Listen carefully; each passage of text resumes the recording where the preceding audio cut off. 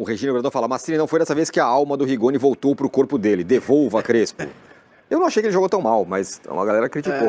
Porque o nível de exigência é o mesmo, né? Daquele. Sim. Se ele já jogou aquilo que a gente viu ele jogar, por que não tá conseguindo jogar agora, né? Essa que é a grande questão. O que precisa ser falado ainda pro Rigoni? O que precisa ser feito pro Rigoni voltar a jogar? Porque me parece um contrassenso abrir mão do jogador. Não? Ele mostrou há pouco tempo, não é que ele jogou em 1983, agora. Ele tem tido chance, né? O Rogério mas em todo jogo, até no de ontem. Mas é porque o Crespo talvez tinha mais intimidade com ele, ou porque o Crespo fala espanhol. O Rogério tá treinando. O Rogério tem que chamar ele mais perto, às vezes, cara. Entendeu? O jogador... Cara, o jogador precisa, às vezes, de que você seja pai, às vezes que você seja um feitor, né? Não precisa torturar o jogador, mas mais enérgico, né? Você precisa ser, às vezes, um primo distante. Precisa recuperar o jogador, cara. Eu não tenho explicação, resposta. Ele não tá conseguindo jogar o que já jogou um dia. E o São Paulo precisa dele, cara. Vai precisar dele. Ele que é um dos salários mais altos do elenco do São Paulo, foi contratado ainda, não era Leco? Não. Não, esse já não. Não, foi com o Crespo. Com o Crespo. Já na era Casares. O Matheus Castanho fala o seguinte aqui, o Rogério não toma conta só porque é grandão, e sim porque trabalha. Não é justo colocar o que ele fala só com o tamanho dele. É preciso dizer o quanto ele é trabalhador e sempre foi profissional de altíssimo nível. Ainda mais no São Paulo, que é o time dele. Gente, ele é mesmo, tudo isso é verdade. E 2 vezes na carreira dele como técnico ele conseguiu fazer isso. No Fortaleza, que ele era grandão, e no São Paulo, em que ele é grandão. No Flamengo ele não fazia isso, e ele era o mesmo profissional. Sim. Não ia pro microfone, nem no Cruzeiro. Pequeno pedaço que ele ficou ali, também não fez isso. Olha, as finanças do Cruzeiro, que era um momento já crítico do Cruzeiro. Ele faz isso porque ele é confortável e ele tem tem essa possibilidade. Mesmo o Rogério Ceni no vestiário do Flamengo e do Cruzeiro não deu. Não, sim, é outro cara. É outro cara, é outra situação, é outro ambiente. E conquistado por ele, inclusive, o que não é um problema. Mas não é a mesma coisa, ele pode... Não foi imediato no São Paulo, né? Na volta dele. Não, a gente ia notando a cada entrevista. Não é, e porque a arquibancada não deu o respaldo que agora dá. Exatamente, é isso aí. Em relação ao Rigoni também ele é assim. Ele gosta muito do Rigoni. E acho que o Rigoni é um cara que... Ele sempre, o que ele fala do Rigoni?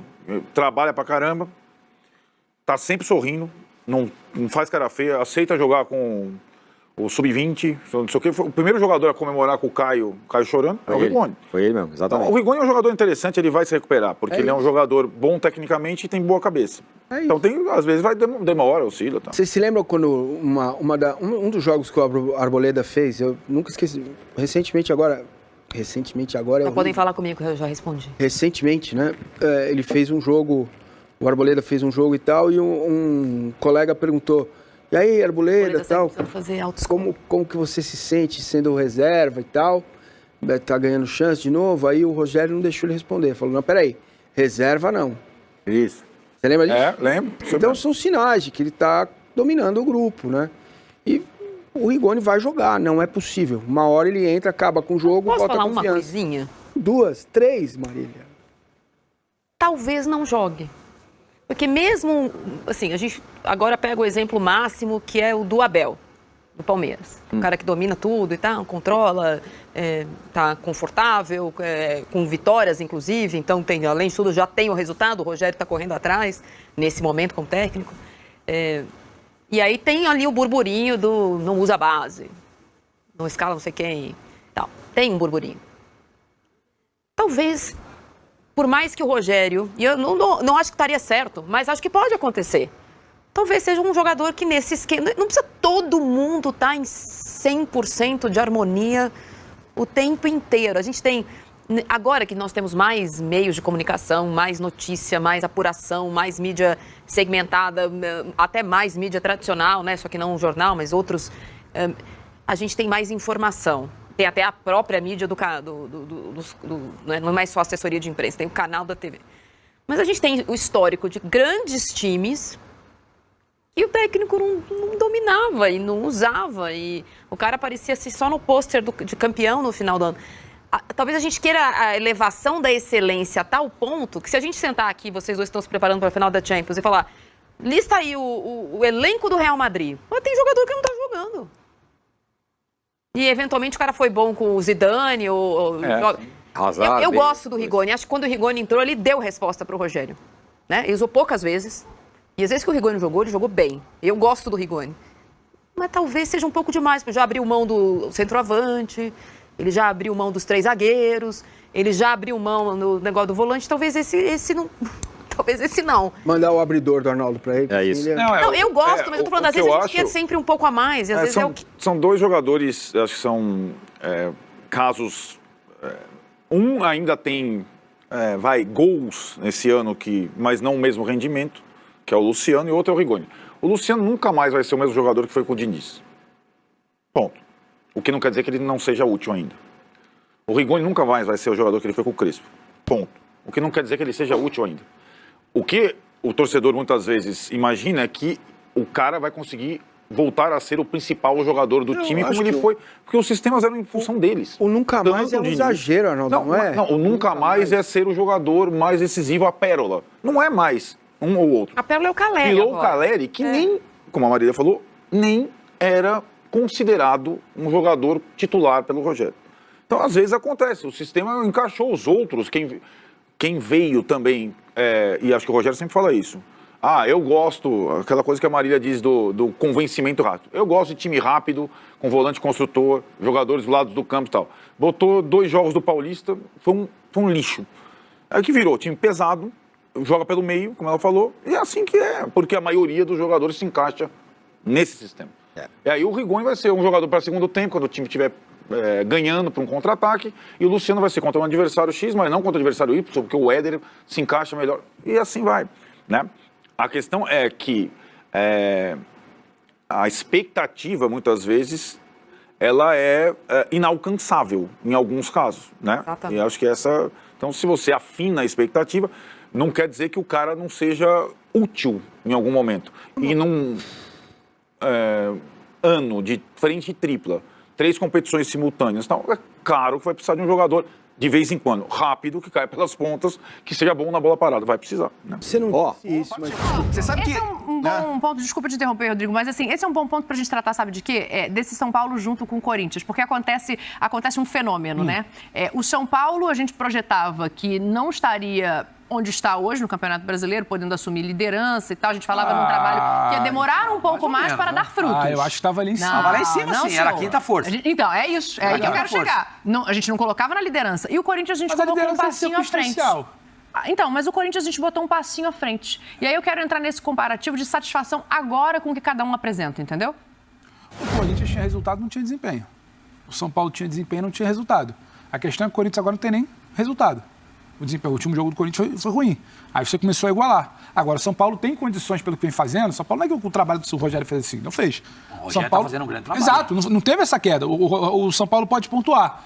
E aí, por uma questão de ter esse desempenho maior, esse desempenho em algum momento vai refletir na tabela. O que se cobra do Vitor não basta só o resultado, esse time precisa encaixar melhor. Esse time precisa entender que não vai jogar com o quinteto. O Rogério não, o que se cobra é a evolução do desempenho, porque uma hora o resultado vai bater. Então, acho que é até natural. Quando a gente desenhou ali, Dani, que você falou, eram aqueles 3 times de ponta, né? Na frente, Flamengo, Galo e Palmeiras, e um pouco abaixo São Paulo e Corinthians. Aí se alternar, dependendo do trabalho, a gente já elogiava. Era o Corinthians, mas o São Paulo esse ano ganhou 2 vezes do Corinthians no Morumbi, e no jogo Itaquera o São Paulo empatou 1-1 jogando melhor. Aí você fala, o São Paulo é pior que o Corinthians hoje? Não, mas você tem que ter alternância natural, o 4º ou 5º ali. Se o São Paulo ficar na frente do Corinthians, se o Corinthians ficar na frente de São Paulo, não é um grande problema. Você vê, o São Paulo tropeçou no sábado, perdeu a chance de assumir liderança, pelo menos provisória. O Corinthians tropeçou também. Aí o Inter tropeçou também. Vários times ali que estão mais ou menos na mesma faixa de disputa estão tropeçando. Aí eu vejo São Paulo e Corinthians está superior ao Internacional, gente. Então, mas assim, são times que em tese vão brigar. Eu acho. Tem um plano de ficar ali em 5º, em 6º, pegar uma vaga na Libertadores. O São Paulo tropeçou, outros tropeçaram também. O campeonato, para mim, é esse, Dani. Não é exatamente tendo o Bubu, a conta, porque tem confronto direto. Agora, o campeonato de São Paulo, para mim, é esse que a gente está falando agora. 4º, 5º, beliscar, se alguém derrapar, terceiro, tranquilamente. 4º lugar. Agora, não é que vai assumir a Fortaleza liderança daqui a 2 rodadas na conta do nosso Van Gogh aí com o Bubu e vai disparar. O campeonato não é esse. E acho que falar Ele isso me escreveu talvez, aqui o Van Gogh agora. Pra mim, não é ele mandou avisar você que o São Paulo proibiu, vetou o Santos no Morumbi. O Santos na Sul-Americana tinha inscrito o Morumbi como opção. A Conmebol anunciou o jogo do Santos na Sul-Americana no Morumbi e o São Paulo vetou aqui. O São Paulo vetou e é compreensível o veto do São Paulo, porque o São Paulo joga no dia seguinte no Morumbi pela própria Sul-Americana. Então, se o Santos joga na quarta e o São Paulo na quinta, o São Paulo entende de maneira correta que o jogo na quarta poderia prejudicar o gramado para a partida dele. O campo é dele, ele tem a preferência. Não, e só para complementar, vai para Barueri. Vai para Barueri. Barueri. Então, mas seria legal ver o Santos jogando no Morumbi de novo, né? A questão circunstancial, a questão circunstancial, daqui a 2 rodadas, dependendo da combinação, o campeonato está muito equilibrado. A gente nunca teve um líder nessa rodada com uma pontuação tão baixa. O campeonato está muito equilibrado. Circunstancialmente, São Paulo assumir a liderança em algum momento, eu entendo. Agora, eu continuo achando que o campeonato de São Paulo, para mim, não é esse, de liderança. É um campeonato de 5º, 4º, 3º ali. Tá. Se chegar em 3º com alguém derrapando de São Paulo apresentando um resultado melhor, ok. Se chegar em 5º também, para mim, não está errado. Eu acho que o cenário continua sendo esse. Agora, eu repito, eu estou com o Bubu. Trabalho interessante. Trabalho muito interessante até aqui. Eu esperava esse trabalho do Rogério, sinceramente. Tinha uma pergunta aqui, ó. Eu acho que era possível esperar depois daquele Paulista ali, não, Sormani? Eu esperava. Não, estou dizendo pela temporada, entendeu? Tá. No início da temporada, talvez você não esperasse. Eu esperava porque eu via um trabalho crescimento. ok, mas eu tô vendo... Eu acho que o Rogério... mas eu via chegou na crescimento. final. Eu acho que o Rogério é um bom técnico. Eu acho que o Rogério é muito bom técnico.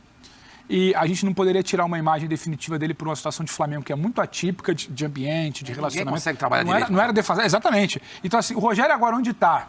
Quem conhece melhor o Morumbi que ele? Com a autonomia que tem, com as cobranças que faz. E até amadurecendo pelo que passou, seja no Cruzeiro, seja no Flamengo, pelo que passou, o Rogério é muito bom técnico. Eu imaginava. Agora, é claro que aí tem coisa que a gente não controla. Quem vai responder, o jogador que vai surgir, a contratação. E eu vou falar um negócio, se ele faz agora, né? A gente está falando aqui dos pontos fora de casa. Se ele faz agora, sei lá, 7, 9 pontos nesses jogos fora de casa, levando em conta esses desfalques que ele tem, é mais um grau que ele sobe ali nesse trabalho que a gente coloca sempre que está em crescimento. Agora eu estou preocupada com um negócio aqui, porque o pessoal na hashtag está querendo entender, estão perguntando assim, então enumerem as forças. Aí olha essa pergunta que está aqui embaixo. Quem é a 4ª força do futebol brasileiro? Para a gente falar de Corinthians e São Paulo. Hoje? São Paulo vai jogar mais bola que o Flamengo. Não, então, peraí. Então, eu ia falar também. Eu também acho. O Flamengo não está entre os 3. É hoje, não é? É hoje, não é isso? O Flamengo não. Se bem que o Flamengo vem de 4 vitórias. O Flamengo enfiou 3-1 no São Paulo e jogar mais bola. Exatamente. Jogar mais bola. O Flamengo tem potencial. Força engloba elenco, resultado, desempenho. Olha ela querendo. Então coloca o Flamengo entre os 3. Também. Satisfeito agora? Eu não, tô só querendo entender. Não, tô respondendo a sua pergunta. Alguém não coloca o Flamengo entre os 3? Não, é porque eu acho que tem um recorte. Eu acho que tem um recorte. A temporada do Flamengo é uma temporada para estar entre os 3 melhores do Brasil? Ele perdeu a final do Campeonato do Rio de Janeiro pro Fluminense. O São Paulo perdeu pro Palmeiras de 4-0. Ok, mas ninguém tinha expectativa do São Paulo. O São Paulo não tem o elenco que o Flamengo tem. Então, mas para mim, o Flamengo no confronto direto foi muito superior ao São Paulo. A única derrota do São Paulo no campeonato foi perder o feio no Maracanã. Você não pode pegar o jogo, acho eu, né? Não pode pegar um jogo para determinar se é ou não é. Você tem que pegar o todo. A campanha do Flamengo na temporada não é uma campanha legal. O São Paulo nadou de braçada num grupo na Sul-Americana. O Flamengo fez isso na sua Libertadores. Libertadores tem um nível melhor. Você pode medir... Talvez de braçada, né? O futebol foi encantador, não foi, mas sobrou. A régua do Flamengo está aqui.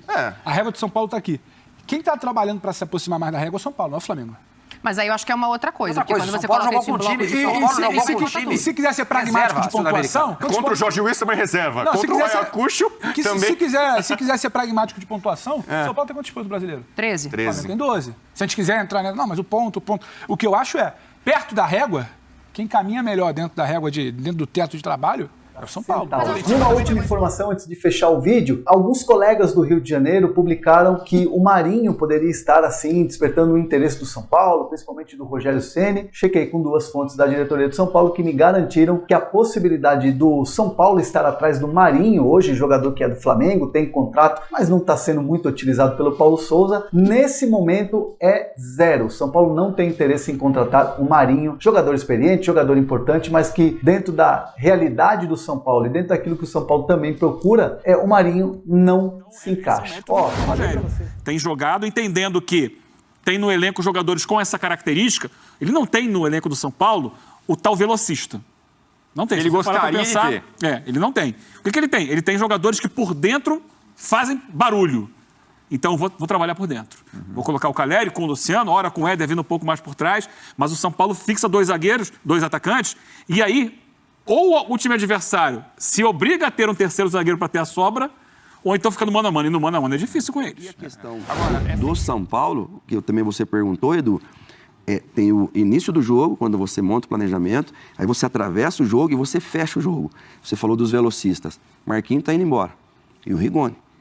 Quando o São Paulo fez isso no final do jogo, eu assisti um jogo, acho que foi contra o Juventude, deu um baile, deu um show no Morumbi. Acho que foi 4, eu não lembro se foi contra o Juventude. Mas Foi o segundo jogo da Copa do Brasil, não foi? Marquinhos entrou, fez gol no ângulo.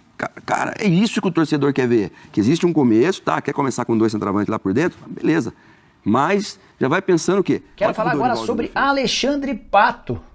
O atacante, ex-São Paulo e Internacional, que vive uma fase bacana com a camisa do Orlando City, decidiu que quer voltar ao futebol brasileiro. Antes de comentar sobre esse assunto, só contar que o Pato recebeu nos últimos dias uma oferta oficial para jogar na Turquia. A ideia é que ele volte para a Europa na metade do ano, tenha seus direitos econômicos comprados junto ao Orlando City, até porque o time americano tem contrato com o Pato até 31 de dezembro. Pato já disse não para essa oferta da Turquia e deixou bem claro para seus representantes que gostaria muito de voltar a jogar no Brasil. Preferência? São Paulo e Internacional, 2 clubes onde ele já atuou, mas não descarta a possibilidade de jogar em outros times. Pato está sentindo saudade do nosso futebol, da torcida, da pressão, dos comentários, enfim. Apesar de estar morando em Orlando, numa cidade super bacana, com uma condição de vida bem legal e com um salário melhor do que na temporada passada, o Pato entende que o ciclo dele nos Estados Unidos está se encerrando.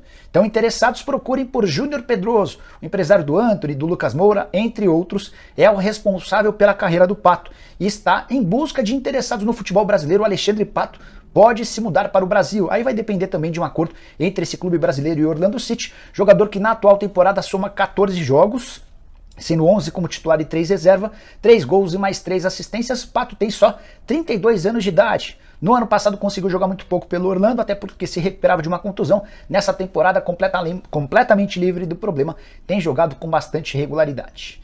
Quer aprender a ter resultados como esse na internet sem precisar aparecer em vídeos no YouTube? Então clica no botão aqui embaixo, faz a sua inscrição no meu treinamento, ranqueamento de vídeos no YouTube, o Pulo do Gato, que lá eu vou te ensinar tudo o que você precisa saber para trabalhar com o YouTube em vídeos onde você nem precisa aparecer.